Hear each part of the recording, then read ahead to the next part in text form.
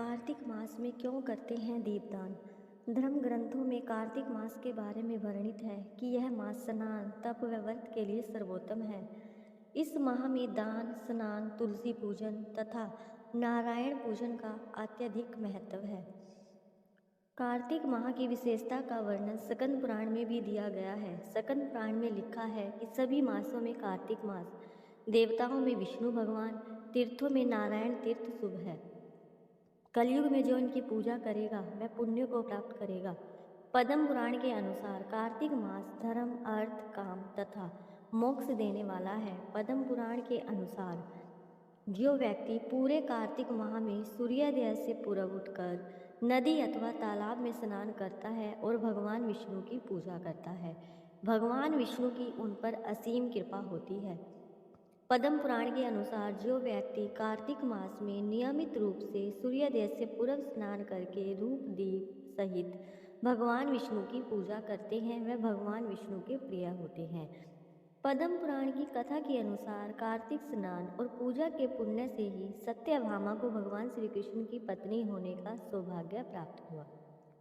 कथा है कि एक बार कार्तिक मास की महिमा जानने के लिए कुमार कार्तिकेय ने भगवान शिव जी से पूछा कि कार्तिक मास को सबसे पुण्यदायी मास क्यों कहा जाता है। इस पर भगवान शिव ने कहा कि नदियों में जैसे गंगा श्रेष्ठ है, भगवानों में विष्णु, उसी प्रकार मासों में कार्तिक श्रेष्ठ मास है। इस मास में भगवान विष्णु जल के अंदर निवास करते हैं, इसलिए इस महीने में नदियों एवं तालाब में स्नान करने से विष्णु भगवान की पूजा और साक्षात्कार का पुण्य प्राप्त होता है। भगवान विष्णु ने जब श्री कृष्ण रूप में अवतार लिया तब रुक्मणी और सत्यभामा उनकी पटरानी हुई। सत्यभामा पूर्व जन्म में एक ब्राह्मण की पुत्री थी। युवावस्था में ही एक दिन इनके पति और पिता को एक राक्षस ने मार दिया। कुछ दिनों तक ब्राह्मण की पुत्री रोती रही। इसके बाद उसने स्वयं को विष्णु भगवान की भक्ति में समर्पित कर दिया। वह सभी एकादशी का व्रत रखती और कार्तिक मास में नियम पूर्वक सूर्योदय से पूर्व स्नान करके भगवान विष्णु और तुलसी जी की पूजा करती थी। बुढ़ापा आने पर एक दिन जब ब्राह्मण की पुत्री कार्तिक स्नान के लिए गंगा में डुबकी लगाई तब बुखार से कांपने लगी और गंगा तट पर उसकी मृत्यु हो गई। उसी समय विष्णु लोक से एक विमान आया और ब्राह्मण की पुत्री का दिव्य शरीर विमान में बैठकर विष्णु लोक पहुंच गया। जब भगवान विष्णु ने कृष्ण अवतार लिया तब ब्राह्मण की पुत्री ने सत्यभामा के रूप में जन्म लिया।